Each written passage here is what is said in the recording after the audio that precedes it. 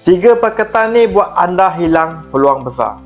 Kenapa ada orang senang jumpa mentor dan peluang emas, tapi ada asyik kena tolak sebab mereka tak ulang tiga perkataan ini yang boleh buat orang hebat suka pada anda. Sebelum tu, sila follow, like dan repost video ni supaya dapat manfaat kepada semua. Nombor 1. Terima kasih atas bimbingan. Jangan cakap susahnya kerja bos. Orang berjaya tak anggap usaha mereka sebagai susah. Bagi mereka itu tanggungjawab biasa. Kalau nak hargai usaha mereka, tunjukkan dengan tindakan, bukan sekadar kata-kata kosong. Buat air untuk mereka, atau saya belajar banyak dari bos hari ini. Itu yang lebih berkesan. Nombor 2. Saya tak pernah fikir dari sudut ini. Jangan asyik balas, oh saya dah tahu.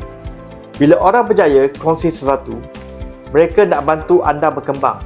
Kalau setiap kali mereka bercakap, anda terus cakap, saya dah tahu, mereka akan berhenti kongsi ilmu pada anda. Sebaliknya, cuba cakap, ini memang saya perlukan. Saya baru sedar perkara ini. Ini buat mereka rasa dihargai dan lebih suka berkongsi. Nombor 3.